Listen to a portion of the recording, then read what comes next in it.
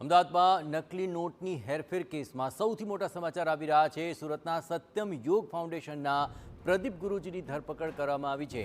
સત્યમ યોગ ફાઉન્ડેશન સાથે જોડાયેલા અન્ય લોકોની પણ ધરપકડ થઈ છે। સત્યમ યોગ ફાઉન્ડેશનની ગાડીમાં થતી હતી નકલી નોટની હેરાફેરી। આ કેસમાં ક્રાઇમ બ્રાન્ચે મહિલા સહિત 6 લોકોની ધરપકડ કરી છે।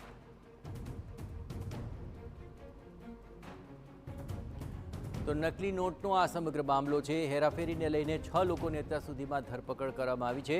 આ કેસમાં ક્રાઇમ બ્રાન્ચે એક મહિલા સહિત 6 લોકોની ધરપકડ કરી છે। આ નકલી નોટ હેરફેર કેસની અંદર સૌથી મોટા અપડેટ એ સામે આવી રહ્યા છે કે સુરતના સત્યમ યોગ ફાઉન્ડેશનના પ્રદીપ ગુરુજીની આ મામલે ધરપકડ થઈ છે। તેની પર આરોપ છે કે તેમણે અન્ય લોકો સાથે આ હેરફેર અને કારસો રચ્યો હતો।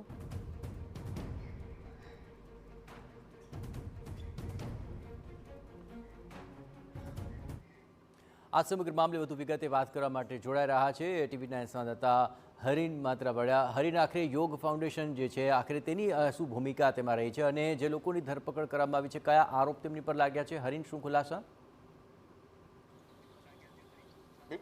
બિલકુલ, અમદાવાદ ક્રાઇમ બ્રાન્ચે 6 આરોપીની ધરપકડ કરી છે ને તેમાં સૌથી મોટો ખુલાસો એ સામે આવ્યો છે કે જે ગાડી છે, આ ફોર્ચ્યુનર કાર છે કે તેમાં સુરતથી અમદાવાદ છે તે નકલી નોટો લઈ આવવામાં આવતી હતી। 2 કરોડ 10 લાખની નોટો છે તેની હેરાફેરી થતી હતી।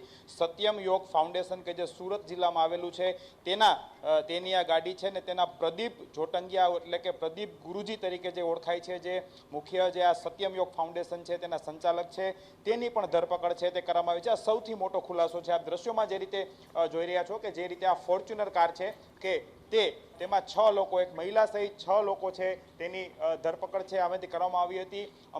જે ખાસ કરીને વાત કરવામાં આવે તો હવે આ નકલી નોટો છેલ્લા કેટલા સમયથી છાપવામાં આવતી હતી, કેટલા સમય અલગ અલગ જગ્યાઓ પર તેને મોકલવામાં આવી હતી, સમગ્ર ગુજરાતમાં ક્યાં ક્યાં તેનું નેટવર્ક ચાલી રહ્યું છે।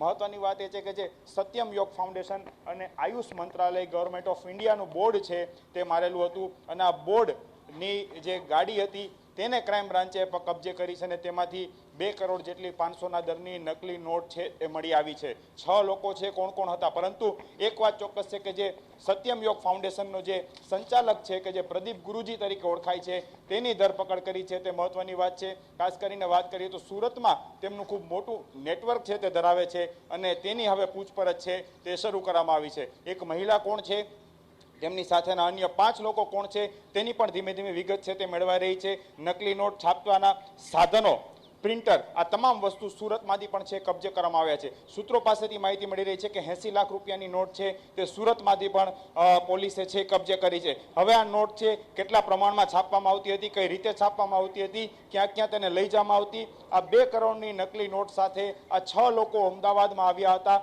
કોને આપવા આવ્યા હતા, શું કરવા આવ્યા હતા, તે તમામ પ્રશ્નો છે તેની પૂછપરછ હવે ક્રાઇમ બ્રાન્ચ કરી રહી છે। પરંતુ આ સૌથી મોટા સમાચાર માની શકાય કે પ્રદીપ ગુરુજી છે તે સત્યમ યોગ ફાઉન્ડેશન છે તેમની ધરપકડ કરી છે। આ પ્રદીપ ગુરુજી છે તે પહેલા રાજકોટમાં પણ એક યોગ ક્લાસીસ ચલાવતા હતા અને ત્યારબાદ છેલ્લા ઘણા વર્ષોથી તેઓ સુરતમાં સ્થાયી થયા છે અને ત્યાં તેણે આ યોગ આશ્રમ છે તે સ્થાપિત કર્યો છે। જી બિલકુલ હરીન, તમામ ગતિવિધિઓ પર આપ નજર રાખતા રહેજો। તો પ્રદીપ ગુરુજી જેની પર આખા આરોપ લાગ્યા અને તેની ધરપકડ થઈ, તેની સાથે અન્ય મળીને કુલ 6 લોકોની ધરપકડ કરવામાં આવી છે।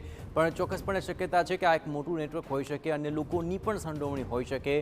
આખરે આ નકલી નોટનું કારસો કેમ ઘડવામાં આવ્યો, કોણ કોણ સંડોવાયેલું છે, ક્યાં સુધી આખું નેટવર્ક છવાયેલું છે, આ તમામ મુદ્દે હવે તપાસ તેજ કરાય છે।